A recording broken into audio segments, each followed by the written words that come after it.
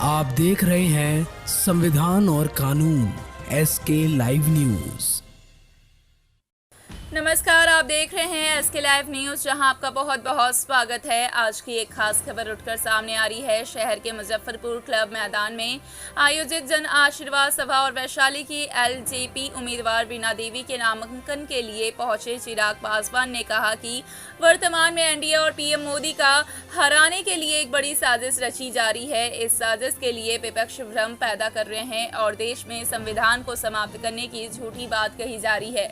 चिराग पासवान ने कहा कि जो लोग संविधान और लोकतंत्र की समाप्ति के लिए दुहाई देकर बयानबाजी कर रहे हैं, वो लोग आज से ही इमरजेंसी और लोकतंत्र को खत्म करने का काम कर चुके हैं।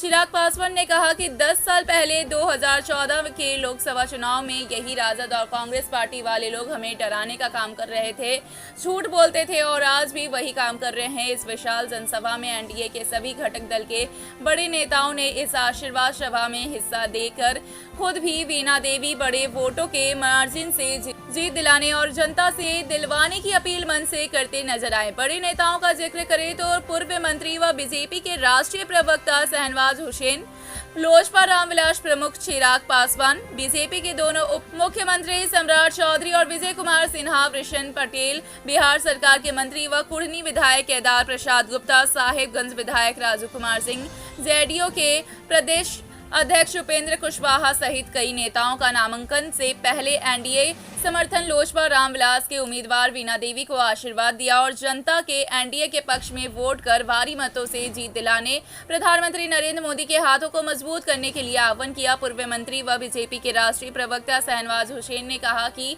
हेलीकॉप्टर छाप का बटन दबाएं और बीजेपी को मजबूत सरकार बनाएं। इस आशीर्वाद सभा में उप मुख्यमंत्री विजय कुमार सिन्हा ने लालू राज के फ्लैशबैक में कहानी को बोलकर खूब तालियां बटोरी और विपक्ष के इंडिया गठबंधन के नेताओं को चुन चुन कर हमला बोला और एनडीए के समर्थन में वोट मांगे जनता से। उप मुख्यमंत्री सम्राट चौधरी ने भी अपने भाषण के दौरान राजद सहित इंडी गठबंधन के नेताओं पर निशाना साधा। इस मंच लोजपा रामविलास के प्रमुख चिराग पासवान ने जमकर निशाना साधा और राजद, कांग्रेस सहित इंडिया गठबंधन के सभी नेताओं पर हमला बोला है और मोदी के नेतृत्व में देश के गौरवशाली बढ़ती हुई ताकत को बताया है, जो पूरे विश्व स्तर पर कैसे मान सम्मान बढ़ा है, इसका भी जिक्र खुलेआम किया है। मोदी सरकार के 10 साल के उपलब्धियों को बताया है और हेलीकॉप्टर छाप का बटन दबाकर विजयी बनाने की खूब अपील की है। जी और इसी के साथ आप सभी को हम बताते चले, इस पे क्या है आपकी राय, हमें कमेंट के जरिए जरूर बताएं और साथ ही ऐसे और तमाम खबरों के लिए चैनल को सब्सक्राइब करें। एक भी सीट हारेंगे नहीं,